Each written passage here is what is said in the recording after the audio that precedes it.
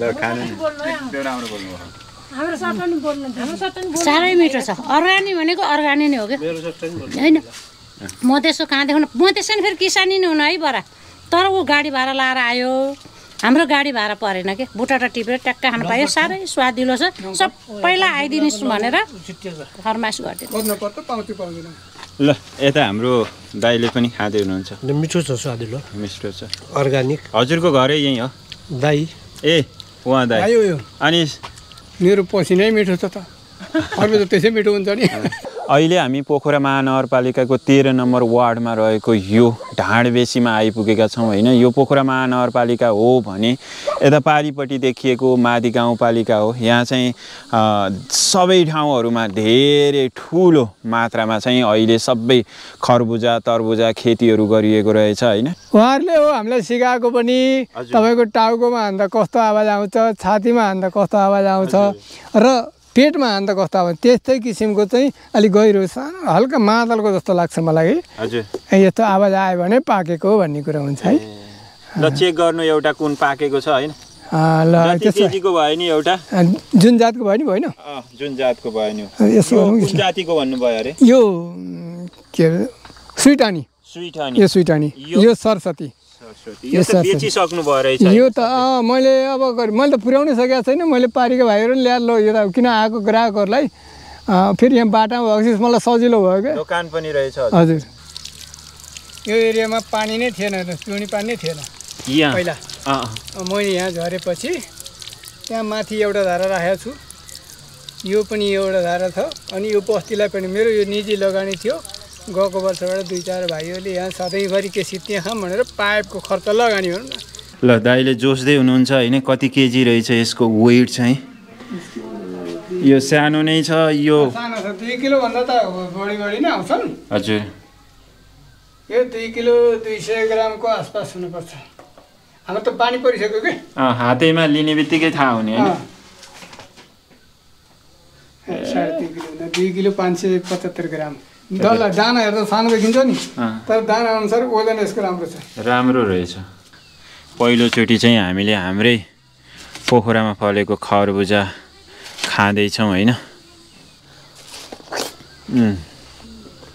एकदमै गुलियो रहेछ होइन एकदमै राम्रो छ यो चाहिँ खरबुजा त्यति धेरै चाहिँ अब औषधिहरू प्रयोग नगर्नु भएको खरबुजा आधा उहाँहरूले बेर्ने आधा हामीले गर्ने गरेर तोरी लगाइयो तोरी नहुने बित्तिकै उहाँहरू स्वयं आएर हेर यो ठाउँमा तरबुजा विचार गर्नुपर्छ तपाईँ तरबुजा लगाइहाल्नुहोस् भन्नुभयो के र अनि लगाएको यो दोस्रो वर्ष मात्रै हो र यति राम्रो हुँदो रहेछ उहाँहरूले त्यतिमा पोहोर आफ्नो लगानी कटाएर पनि 1-1 लाख रुपियाँ लिनुभयो के अनि यति राम्रो चाहिँ पेसा रहेछ तपाईले आउँदा वर्षमा कस्तो किसिमले गर्नुहुन्छ यो व्यवसाय मैले आउँदा वर्षमा भन्दा मैले तत्कालै यहाँ सुरु गरेँ आज जोताको बिहान त्यसमा विचार गर्छु बर्खा कस्तो हुँदो रहेछ यसको मौसमले कतिको साथ दिन्छ मौसमले भन्दा पनि अब बर्खा हुँदो रहन्छ अब यो अहिले बिउ जमाइसकेको छु यो नहुने रहेछ भने साउनको लास्टमा धानै रोपिदिन्छु भयो भने तपाईँको योभन्दा बढी मूल्यमा जान्छ किन अफ सिजन हुन्छ अनि प्राविधिक सल्लाह लिनुभएको छैन प्राविधिक सल्लाह चाहिँ अस्ति त्यो प्रदर्शनीमा हाम्रो कृषि व्यापारी भन्नु पर्यो उहाँहरूले लगाउनु 2 जना हुनुहुन्थ्यो उहाँसँग मैले त्यो उहाँहरूसँग राम्रो कन्ट्याक्ट गर्न पाइनँ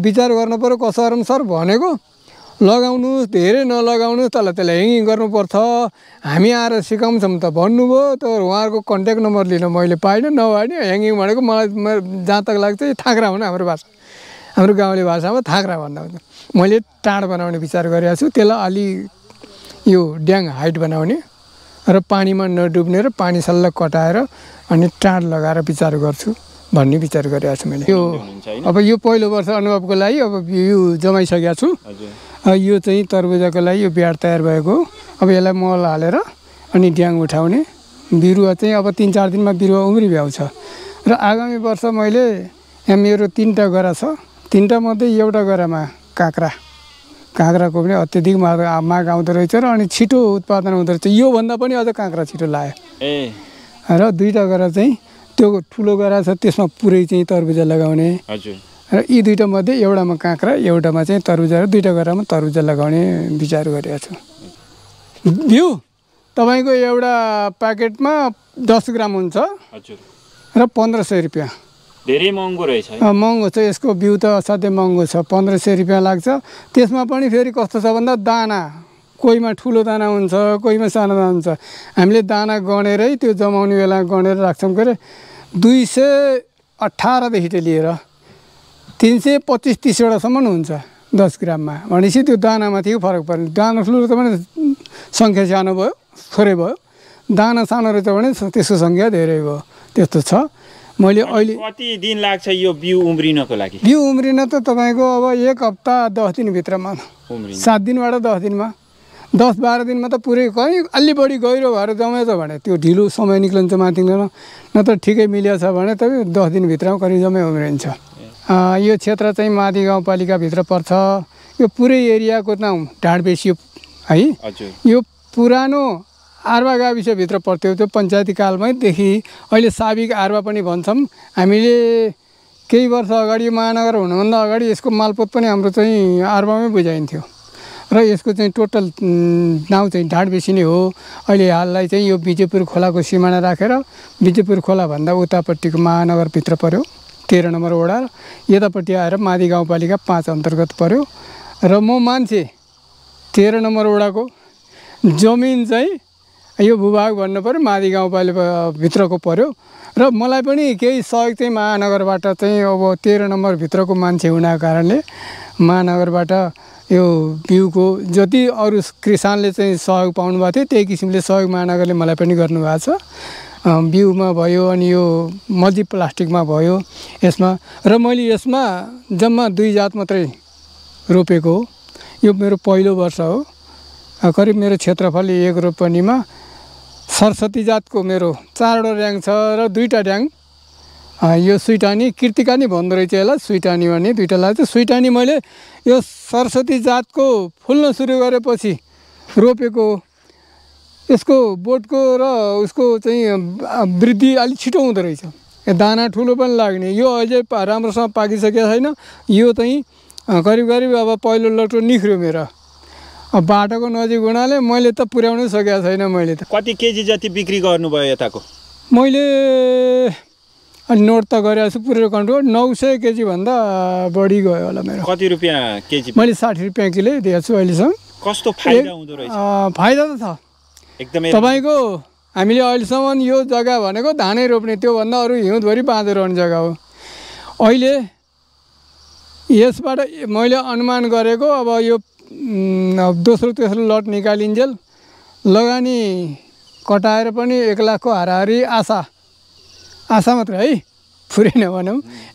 होइन दाना राम्रो ठुलो लगाइदियो भए हुन्थ्यो। मैले के गरेँ भने यसलाई मलजल गरेर पहिला जोताएर मल राखेर त्यसले गर्दाखेरि झार बढी आइदिएर यसले मल झालले चुसिदियो र दाना सानो लाग्यो। नत्र मैले चाहिँ तपाईँको खर्च कटाएर पनि 1.25 लाख रुपियाँ ढुक्कले आउँथ्यो। तपाईँको 1 लाख रुपियाँ कमाउन 17 मुरी धान चाहिने रहेछ। 17 मुरी धान फेरि लगानी छुट्टै छ। त्यसमा दुःख छुट्टै, 6 महिना खप्नु पर्यो। यसमा तपाईँको 3 महिनामा अब यो 1 रोपनीमा त धान रोपेर कति पैसा आउँछ र तपाईँको 20-30 हजार आउँथ्यो, 50,000 आउँथ्यो होला। लगानी त झन्डै 50,000 रुपियाँ पाउनलाई लगानी तपाईँको 25 देखि 30,000 त जसै खर्च भयो। यसमा मेरो आफ्नो श्रमसहित जोडेर भनौँ 22 देखि 25,000 भन्दा खर्च भएको छैन। अनि फाइदा त निकै धेरै रहेछ। फाइदा राम्रो छ यसमा। अब यसको बजारको कुरो हो। बजार व्यवस्थापनमा अब जहाँ तक लाग्छ अब यहाँका किसानहरू एक भएर बाहिरबाट चाहिँ आयात गर्न नदिने हो भने पोखरालाई तरबुजा खेती उत्पादन गरेर पोखराको माग पुरा हुन सक्छ। अहिले म आफूले अनुमान गरेको थिएँ 1 करोडभन्दा बढी पर्ला भनौँ यो काशी जिल्लाभित्र लगाइएको पोखरा भ्यालीभित्र भनौँ। तर अस्ति त्यो प्रदर्शनीमा चाहिँ कडारिया सरले भन्नुभयो 2 करोडको। मैले नि अनुमान त 1 करोडभन्दा त बढीकै छ भनी सोचेको थिएँ। तपाईँको यहाँ माथि पनि लगाइया छ एकजना बाबु चाहिँ, ऊ चाहिँ मान्छे पनि मादी गाउँपालिकाको पर्नुभयो अनि क्षेत्र पनि त्यतै परे हुनाले प्रदर्शनीमा यताउति भाग त लिनुभएको छैन। तर राम्रो छ। पारिपट्टि त झन् 30-35 रोपनीमा लगाउनु भएको छ। राम्रो छ। यसबाट राम्रो कमाइ छ। अब राज्यले दिने पर्ने किसिमको सहयोग भनौँ न कृषि क्षेत्रमा दिने हो। बाहिरबाट आयात नगर्ने हो र यहीँका किसानलाई चाहिँ सहयोग गर्ने हो भने विदेश जानै पर्दैन के, यही छ राम्रो छ। मेरो नाम नरबहादुर पिराल, मेरो ठेगाना पोखरा महानगरपालिका वडा नम्बर 13, घर चाहिँ आरवा हो। तर अहिले म अस्थायी रूपमा यहाँ 3 वर्ष जति भयो यहीँ बसिरहेको छु। मलाई यहाँ सजिलो भयो, माथि गाउँमा भन्दा यहाँ धेरै सजिलो भयो क्या खेती गर्न। अब तपाईँको म अब 64 वर्षमा रनिङ छ, म माथि बसेको भए कहाँ यो खेती गर्न सक्छु त? म तलमाथि गर्दा मलाई थकै लाग्छ, काम त गर्नै सक्थेन। अनि तपाईँलाई कहाँबाट यस्तो सोच आयो? यो गत वर्ष हाम्रो भाइहरूले त 2 जना भाइहरूले पारिपट्टि लगभग 1.5 रोपनी 2 रोपनीमा लगाउनु भएको थियो। अनि त्यहीँबाट गरे हुने रहेछ, म पनि विचार गर्छु भनेर यो वर्ष लगाएको। उहाँहरूलाई म धेरै धेरै धन्यवाद दिन चाहन्छु। हेर्नुहोस्, उहाँहरूले एउटा किसानको चाहिँ जागृत गर्ने काम गर्नुभयो। अनि त्यसमा महानगरलाई पनि, महानगरको कृषि सञ्जाल भनौँ न लाई पनि म धेरै धेरै धन्यवाद दिन चाहन्छु। उहाँहरूले यो नगरिदिएको हामीले